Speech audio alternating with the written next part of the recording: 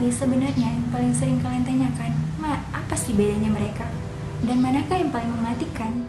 Simpelnya, bakteri dan virus itu dapat menyebabkan kematian. Namun, mematikan atau enggaknya itu tergantung dari jenis virus atau bakterinya juga.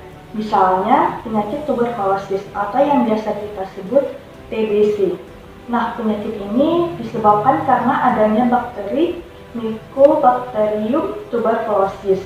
Nah, bakteri TBC ini dapat menyebabkan infeksi, menyerang paru-paru, tulang usus, atau bahkan dapat menyerang kelenjar. Fakta mengejutkannya, bakteri dan virus tidak selalu bersifat mematikan, terutama di kehidupan kita sebagai manusia nih. Kita hidup berdampingan dengan bakteri. Nah, bakteri ini tuh ternyata bisa nolongin kita. Lebih dari 3 juta bakteri bersarang di perut kita, nah sebagian itu membantu proses pencernaan kita. Nah, begitu juga dengan virus. Virus ini menghalau semua bakteri-bakteri yang ingin masuk ke dalam tubuh kita, yang ingin menyerang imunitas dan kekebalan tubuh kita. Nah, jadi apa sih yang membedakan antara virus dan bakteri? Poin yang pertama, wujud. Virus dan bakteri memiliki wujud yang berbeda. Poin yang kedua, bakteri adalah sel yang hidup, sedangkan virus adalah benda biologis yang tidak hidup. Poin yang ketiga, ukuran. Bakteri memiliki ukuran yang sangat kecil, sedangkan virus memiliki ukuran nanomikro atau lebih kecil daripada bakteri. Poin yang keempat adalah tentang cara tumbuh kembang bakteri atau virus. Bakteri tumbuh secara mandiri, sedangkan virus hanya dapat tumbuh jika ada inang atau hidup secara parasit. Poin yang kelima atau poin yang terakhir adalah bagaimana cara menangani virus atau bakteri yang telah merusak tubuh. Bakteri dapat ditangani dengan cara mengkonsumsi antibiotik, sedangkan virus hanya dapat ditangani dengan vaksin atau antivirus. Virus ini sangat menyerang karena mereka dapat mengenali sel yang mereka ingin rusak. Setelah itu, mereka menyerang sel dan memblokir inti sel. Sel pun dapat mati, sehingga virus dapat berkembang biak dan tumbuh hidup di tubuh manusia.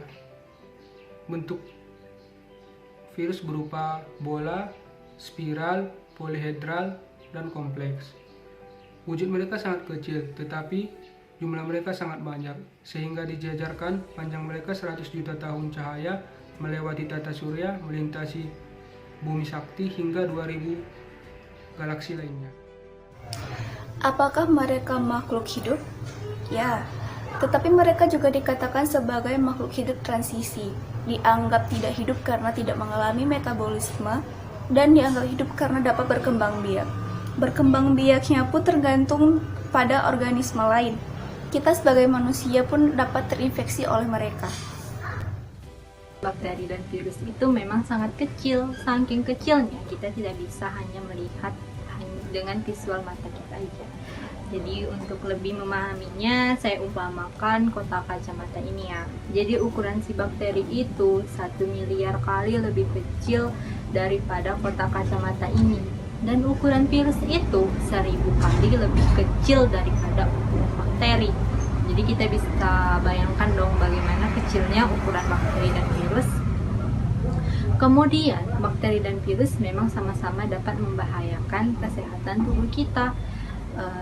Contohnya saat kita terinfeksi bakteri itu kita terkena tipes, dan saat terinfeksi virus itu contohnya seperti pandemi sekarang ya, virus corona. Kemudian bagaimana sih cara kita mencegah dan mengobati saat kita terinfeksi bakteri dan si virus? Pertama, tubuh kita sudah memiliki imunitas tubuh, yaitu perlindungan diri agar kita sulit untuk terserang bakteri dan si virus. Jadi kita harus menjaga imunitas tubuh kita dengan baik ya. Kemudian cara mencegah lainnya, kita harus menjaga kebersihan diri kita dengan menjaga kebersihan makanan yang mau kita konsumsi dan mencuci tangan setelah berkegiatan atau sebelum makan. Demikianlah video kali ini, semoga dapat mengedukasi kita semua. Terima kasih.